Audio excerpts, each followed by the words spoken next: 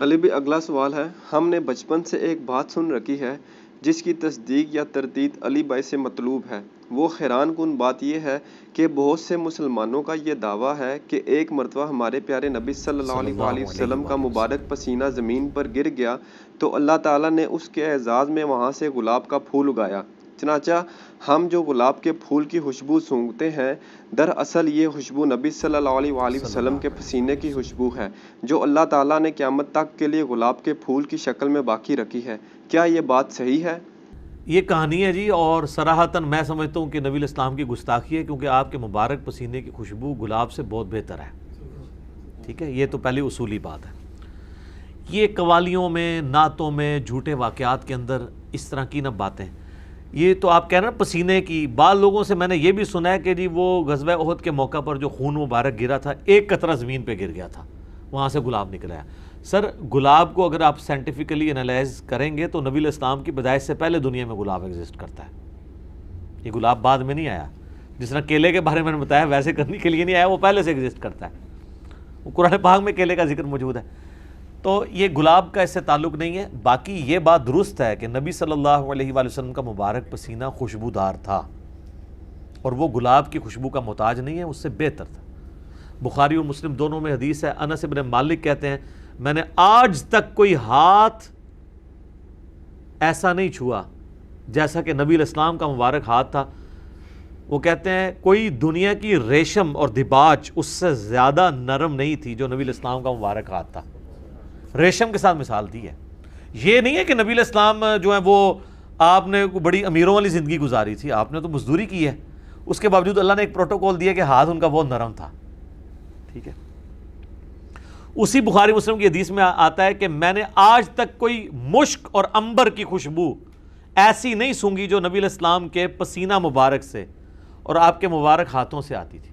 مسلم شریف میں حدیث ہے، ایک صحابی کہتے ہیں میں چھوٹی عمر کا تھا تو حضور نے ایک دفعہ میرے اپنا ہاتھ مبارک میرے سر پہ پھیرا، تو کہتے ہیں مجھے لگتا ہے کہ آپ علیہ السلام نے ہاتھ مبارک کسی عطر دان سے نکال کے میرے سر پہ پھیرا ہے، اتنا خوشبودار تھا۔ تو آپ علیہ السلام کے پسینے سے خوشبو آتی تھی۔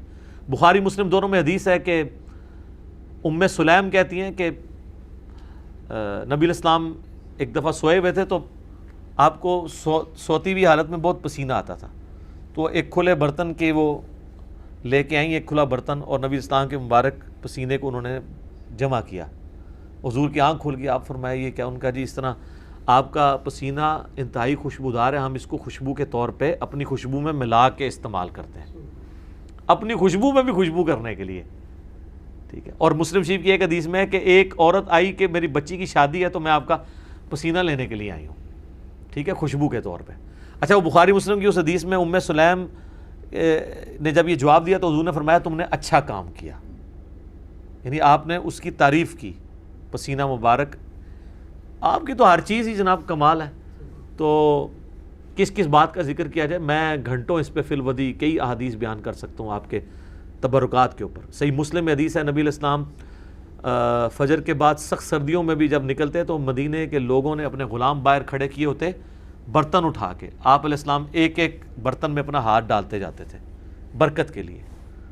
بخاری مسلم میں کتنی حدیثیں ہیں کہ نبی علیہ السلام وضو کر کے جب فارغ ہوتے تھے تو صحابہ کرام آپ کے وضو کا پانی اپنے چہرے پہ ملتے تھے، وہ ایک تشت میں آپ کو وضو کروایا جاتا تھا نا ایک برتن کے اندر، تو اس سے، اور جس کو نہیں ملتا تھا وہ دوسرے سے لے کے مال لیتا تھا برکت کے لیے، ظاہر ہے وہ تو برکت ہی ہے۔ یہ تو چھوڑ دیں، تھوک مبارک کی کیا برکت ہے۔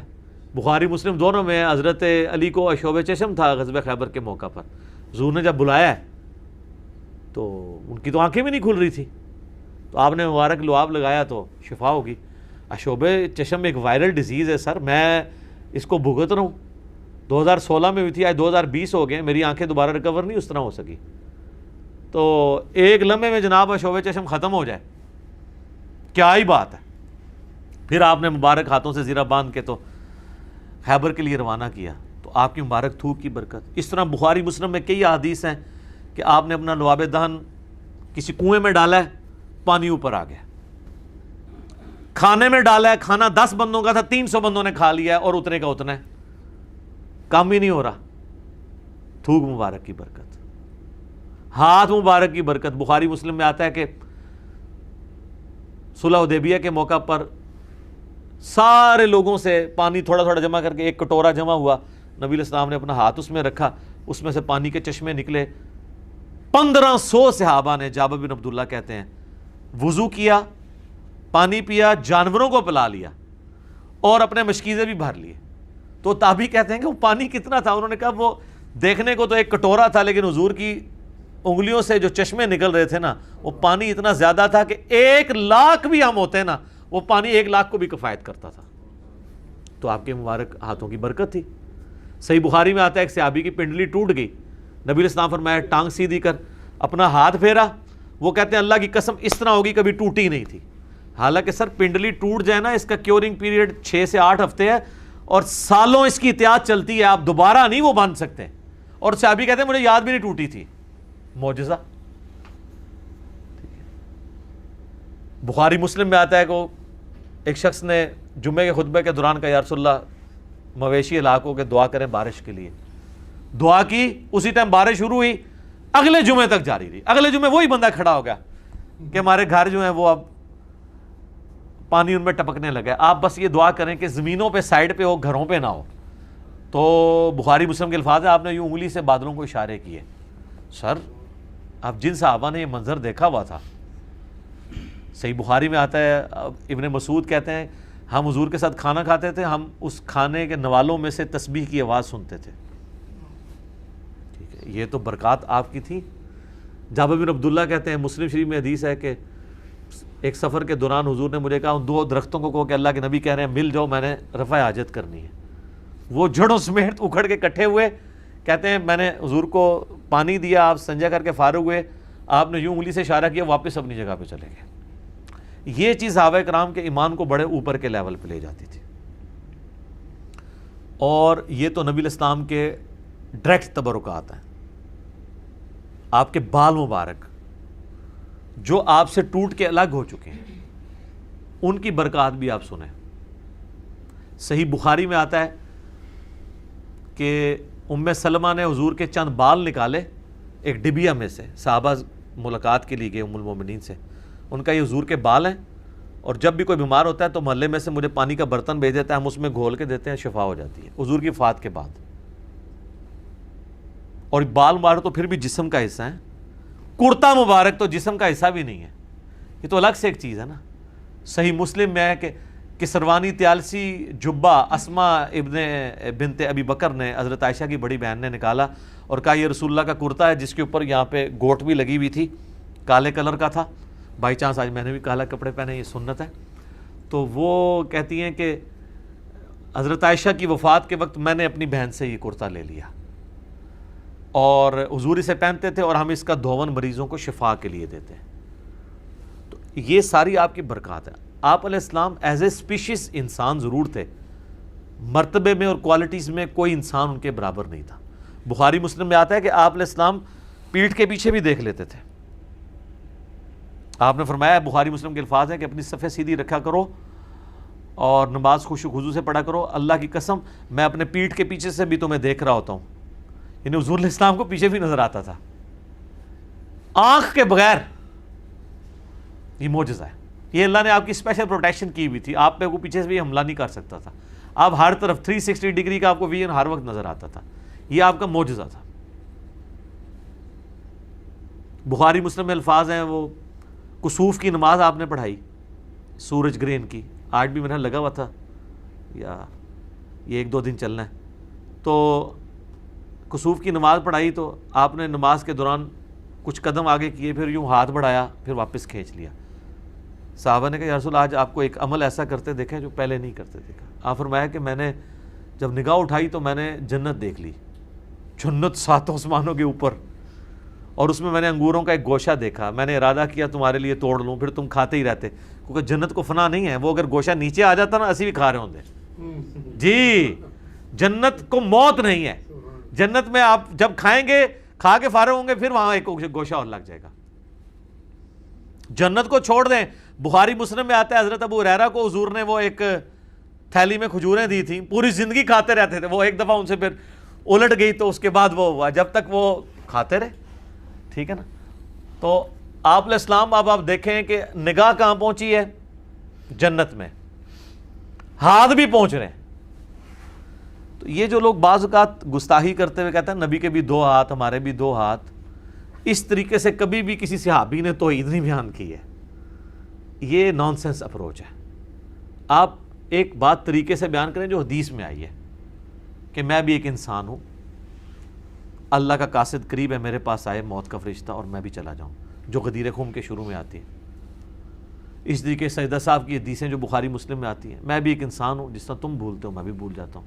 اب یہ الفاظ استعمال کریں. باقی آپ علیہ السلام کی جو کوالٹیز اللہ نے آپ کو دی ہیں وہ اتنی ایکسٹرا آرڈنری ہیں. آپ کی ایک ایک چیز کو اگر کنسیڈر کیا جائے نا تو اس پہ گھنٹوں بولا جا سکتا ہے. جسے شوق ہونا یہ مشکات المصابیح کی 3 جلد میں نبی علیہ السلام کے معجزات کا چیپٹر پڑھ کے دیکھ لیں تو پتہ چل جائے گا کہ آپ صلی اللہ علیہ وآلہ وسلم کو اللہ تعالیٰ نے کیا کیا کوالٹیز دی ہیں جو فزیکلی لوگوں نے آبزرو کی ہیں. آپ صلی اللہ علیہ وآلہ وسلم, صحابہ کہتے ہیں جب آپ چلتے تھے آپ کے ساتھ کوئی پیدل چل نہیں سکتا تھا. ہاں تھک جاتے تھے, آپ تھوڑا تیز چلتے تھے اور جھکے ہوئے جیسے کوئی ڈھلوان سے نیچے اتر رہا ہے تو لوگ نہیں چل سکتے تھے آپ کے ساتھ, تھک جاتے تھے. داڑھی دیکھ لیں وفات تک سفید نہیں ہوئی. بخاری مسلم دونوں میں الفاظ ہیں. انس بن مالک کہتے ہیں میں اگر گننا چاہتا, یہ وہ شخص کہہ رہا ہے جو 10 سال حضور کو وضو کروا رہا ہے, سر 10 سال میں کتنی نمازیں آئی ہوں گی. کیا خوش نصیبی ہے جی انس بن مالک کی, اس نے حضور کو کتنی دفعہ وضو کروایا ہے تو کرتے ہوئے دیکھا ہے. تو کہتے ہیں وفات کے وقت اگر میں داڑھی اور سر کے ملا کے بھی گنتا نا تو 20 سے زیادہ بال سفید نہیں تھے.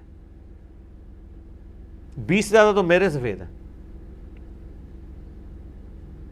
کالی داڑھی خوبصورتی کی علامت ہے, اسی لیے آپ علیہ السلام کی وفات تک داڑھی کالی رہی. اور داڑھی آپ کالی کر بھی سکتے ہیں, اس پہ میرا ایک کلپ آ چکا ہے. داڑھی کو بلیک کرنا, اس میں نے دلائل ماشاءاللہ وہ 4 لاکھ سے زیادہ لوگ دیکھ چکے ہیں. 25 منٹ میں نے پورا مقدمہ بیان کیا ہے کہ وہ ممانعت کن احادیث کے میں کس کے بارے میں آئی. نبی علیہ السلام کو ضرورت نہیں پڑی, اللہ نے ان کو خوبصورتی کی علامت بنایا تھا. آپ کی داڑھی وفات تک کالی رہی ہے. تو یہ اللہ تعالیٰ نے آپ کو ایک اعزاز دیا ہے. اس کے علاوہ بھی آپ صلی اللہ علیہ وآلہ وسلم کے جسم مبارک کو اگر آپ کنسیڈر کریں, وفات تک آپ کی آنکھوں کی بینائی کا معاملہ دیکھ لیں, آپ علیہ السلام کے چہرے پہ گوشت مبارک دیکھ لیں, ہتھیلیوں کا بھرا ہونا دیکھ لیں, کوئی بھی چیز. ظاہر ہے 63 ایئرس کیا ایج ہوتی ہے, 63 بھی ہمارے لیونر ایئرس کے اعتبار سے ویسے 61 بنتی ہے جو ہم اس وقت سولر کیلنڈر لے کے چل رہے ہیں. تو یہ گلاب کے بارے میں یہ بات کرنا کہ نبی علیہ السلام کے پسینے سے بنا ہے, تو میں نے اس کا نیا اینگل کھول دیا کہ یہ تو گستاخی ہے. آپ گلاب کی خوشبو کو حضور کے پسینے والی مانتے ہیں, اسی سے ان کو بات سمجھ آئے گی. گلاب کی خوشبو کیا ہے؟ مشک اور عنبر کے بارے میں. مشک اور عنبر کبھی آپ, مہنگی ترین خوشبوئیں, یہ کبھی آپ استعمال کر کے دیکھیں جناب. یقین کریں اگر آپ کپڑے دھوئیں نا, کپڑے کے اوپر مشک لگا دیں نا, 2 3 مہینے تک خوشبو نہیں جائے گی. میں ایک مصلی پہ جہاں پہ نماز پڑھتا ہوں وہاں پہ ہلکا سا ایک قطرہ اس کا میں نے لگایا ہے, 3 مہینے تک میں نے نہیں خوشبو اس کی جاتے. میں جتنی بار جاؤں میں یار یہ کون روزانہ لگا جاتا ہے. آپ ہوتے تو کہتے علی بھائی کرامت ہے تہاڈی. کرامت شرامت نہیں ہے, وہ مشک شاہی ایسی ہے. اور انس بن مالک کے الفاظ ہیں بخاری مسلم میں کہ نبی علیہ السلام کے پسینے سے اور آپ کے جسم مبارک سے وہ خوشبو آتی تھی جو مشک اور عنبر سے بھی نہیں آتی. اور آپ کا ہاتھ مبارک ریشم اور دباج سے زیادہ نرم تھا. یہ بخاری مسلم میں کتنے آپ علیہ السلام کے جو شمائل, اسے کہتے ہیں شمائل. امام ترمذی نے کتاب لکھی ہے شمائل ترمذی, جس میں آپ علیہ السلام کے گیٹ اپ کے حوالے سے ایک ایک چیز کنسیڈر کی گئی ہے. آپ کے کپڑے کیسے آپ استعمال کرتے تھے, پگڑی کس کلر کی ہوتی تھی, کرتا آپ استعمال کرتے تھے, آپ کی داڑھی مبارک کیسی تھی, چلنے کا سٹائل آپ کا کیسا تھا, جوتی مبارک آپ کی کیسی تھی, یہ ساری کی ساری چیزیں. تو آپ علیہ السلام کا پسینہ مبارک ہو, آپ علیہ السلام کا کے بال مبارک ہوں, آپ صلی اللہ علیہ وآلہ وسلم کا تھوک مبارک ہو. اس کے اوپر آلریڈی میرے کئی ویڈیوز ریکارڈڈ موجود ہیں. ایون پیشاب بھی آپ علیہ السلام کا وہ بھی ایک یونیک تھا. سنن نبی داؤد میں ایک حدیث موجود ہے, نبی علیہ السلام کی عادت تھی کہ آپ نے ایک لکڑی کا پیالہ رکھا ہوا تھا, سردیوں میں پیشاب کرنے کے لیے اٹھ کے باہر نہ جانا پڑے تو آپ اس میں پیشاب کرتے تھے. پیالہ یعنی بڑے سائز کا, وہ آپ کے بستر کے نیچے پڑا ہوتا تھا. ایک دفعہ آپ نے اس نے پیشاب کر دیا تو آپ کی لونڈی تھی ایک, ان کو نہیں پتا تھا اس بات کا, تو وہ پیشاب انہوں نے پی لیا. ابو داؤد میں صرف اتنے الفاظ ہیں کہ آپ پیشاب کے لیے پیالہ ہوتا تھا جو آپ کی چرپائی کے نیچے ہوتا تھا. یہ حدیث اسی 100% سند کے ساتھ المعجم الکبیر طبرانی کے اندر آئی ہے, مجموع الزوائد میں امام حیثمی نے لیا ہے اور کئی کتابوں میں, اس کے آگے الفاظ ہیں. لہٰذا اس حدیث کی سند کو البانی, شیخ زبیر لیزئی, شیخ شعیب ارنوت, سب کے سب لوگ ان کے نزدیک یہ جائز ہے. اس میں آتا ہے کہ وہ پی لیا, تو آپ نے کہا کہ یہاں پیالہ تھا, تو اس نے کہا کہ یا رسول اللہ میں نے تو وہ غلطی سے پی لیا ہے, مجھے تو نہیں پتا تھا. اس کا مطلب ہے پیشاب میں بدبو نہیں تھی. پیشاب جناب آپ زمین میں کریں تو کتنی دیر تک اس سے بدبو نہیں جاتی. اللہ کے لیے مسئلہ نہیں ہے, آپ کے ساتھ بھی سب کچھ ہوگا. بخاری مسلم میں آتا ہے کہ جنت میں خوشبودار ڈکار آئے گی کھانا ہضم, تو آپ کیا کہیں گے یار یہ مجھے اتنی بڑی عظمت مل جائے گی. تو یہی عظمت اگر دنیا میں اللہ کسی کو دینا چاہے تو نہیں دے سکتا. نبی الاسلام کو اللہ نے کئی ایک پروٹوکول دیے تھے, اس کو پیتے ہوئے یہ فیل بھی نہیں ہوا کہ میں پیشاب پی گئی ہوں. تو نبی الاسلام نے اس کے جواب میں فرمایا تم نے اپنے اور دوزخ کے درمیان ایک مضبوط آڑ قائم کر لی ہے, کیونکہ میرا پیشاب تمہارے جسم میں چلا گیا. تو یہ ایک پروٹوکول ہے, لیکن یہ ایک فضیلت ایک ہی بندے کے لیے. اس حدیث سے جس طرح ہمارے بریلوی علماء بیٹھ کے لوگوں کو ترغیب دلا رہے ہوتے ہیں پیشاب پینے کی اور پلا اپنا رہے ہوتے ہیں, ہاں ان کا یہ مجھے بتائیں, چلے پیشاب والی تو میں کو ویڈیو نہیں آپ کو دکھا سکتا, لیکن پسینے والی ویڈیو تو آپ نے دھرنوں میں نہیں دیکھی 2014 کے قادری صاحب کے دھرنوں میں, وہ انہوں نے اپنا پسینہ پونچھ کے آپ کو ٹیشو پیپر نہیں دیے, تھوک والے بھی ہے. پھر مدنی چینل کے اوپر آپ نے نہیں دیکھا کہ وہ منہ سے بوٹیاں چبا کے بوٹیاں دے رہے ہیں, منہ سے نکال کے ہڈیاں, اور یہ وہ لوگ لے رہے ہیں جو کہ ماں باپ کا جھوٹا کھاتے ہوئے بھی شرم محسوس کرتے ہیں. ان کا لیول یہ ہے. ٹھیک ہے, محبت کرنی ہے ماں باپ بیوی کے ساتھ کریں. بخاری مسلم میں حدیث ہے, حضرت عائشہ کہتی ہے میں حیض کی حالت میں بھی پانی پیتی تھی نا, تو جس جگہ میں پیالے کو منہ لگاتی تھی نا, تو آدھا پیالہ حضور کو دیتے تھے, حضور اسی جگہ منہ لگا کے پیتے تھے. اور میں اگر بوٹی حیض کی حالت میں بھی, عام حالت تو چھوڑ دیں, بوٹی کھاتی تھی تو آدھی حضور کو دیے, تو جہاں سے میں نے چبائی ہوتی تھی وہیں سے چباتے. محبت کا اظہار, جن کے ساتھ محبت کا اظہار کرنا ہے ان کے ساتھ کتے بنے ہوئے ہوتے ہیں, بیوی بچوں اور ماں باپ کے ساتھ, اور جن کے ساتھ وہی والا سلوک کرنا چاہیے وہ اس لیے کہ وہ ان کو اپنے کتے سمجھ رہے ہوتے ہیں نا. یہ اپنے ناموں کے ساتھ لکھتے ہیں, میں سگے فلاؤں, میں سگے فلاؤں, میں سگے فلاؤں, ان کے یہ جناب یہ کر رہے ہوتے ہیں. میرا خیال شاید ان کی ہڈیاں کھاتے ہیں, اس لیے کہتے ہیں ہم ان کے وہ ہیں, ان کی بچی ہوئی ہڈیاں کھا رہے ہوتے ہیں نا. تو یہ سارے پروٹوکول انہوں نے ان کو دیے ہوئے ہیں. مجھے کوئی ضعیف روایت دکھائے کہ حضرت ابوبکر نے اپنا پسینہ یا پیشاب کبھی کسی کو یا خون دیا ہو کہ یہ لو تبارک رکھ لو. نبی الاسلام کا پروٹوکول تھا پسینہ مبارک کا. پیشاب والی بھی ایک حدیث ملتی ہے, آپ نے کبھی صحابہ کو ترغیب نہیں دلائی. خون کی بھی ملتی ہے سنن کبریٰ البیہقی کے اندر. گو اس کی صحت میں اختلاف ہے, لیکن بڑے بڑے محدثین اسے صحیح بھی سمجھتے ہیں. ہمیں کوئی آر نہیں ہے اس کو بیان کرنے میں کہ عبداللہ ابن زبیر رضی اللہ تعالی عنہما کو نبی الاسلام نے ایک دفعہ وہ کپنگ کروائی, پچھنے لگوائے. وہ 56 نمبر پوائنٹ ہے نا, یہ دو شانوں کے درمیان. ایک دفعہ میں نے بھی سنت پوری کی ہے کروا کے. وہ تو خون پیالے میں نکلا, تو عبداللہ ابن زبیر کو آپ نے فرمایا کہ اس کو نہ کسی محفوظ جگہ جا کے دفن کر دو. وہ گئے, بڑا انہوں نے کہا میں کہاں, پھر ان کے دماغ میں کسی بات آئی میں پی کیوں نہ لوں. نبی الاسلام کا خون مبارک وہ پی گئے. تو حضور نے بعد میں پوچھا کہ ان کا یا رسول اللہ میں نے تو وہ پی لیا ہے. تو آپ نے فرمایا کہ تجھ پہ پھر اب جہنم کی آگ حرام ہو گئی ہے. ٹھیک ہے, یہ ایک واقعہ ہے. اس کے بعد یہ نہیں ہوا کہ حضور پچھنے لگواتے تھے اور صحابہ وہاں کھڑے ہوتے تھے خون لینے کے لیے, نہیں. یہ کسی ایک کو فضیلت کسی طریقے سے ملنی تھی, مل گئی. ہاں جو واقعات ہیں نا جو تواتر سے ڈزنز آف ٹائم رپورٹ ہوئے ہیں, وہ ہے پسینہ مبارک کی حدیثیں, اور وہ ہیں لعاب دہن مبارک کی حدیثیں, یا ہاتھ مبارک آپ نے کہیں رکھ دیا اس کی حدیث. یہ پیشاب اور خون والی میں اس لیے بیان کر رہا ہوں, یہ میری ایمانداری تھی کہ میں ان روایتوں کو بیان کرتا, کیونکہ بریلوی کہیں گے یہ بیان نہیں کرتے.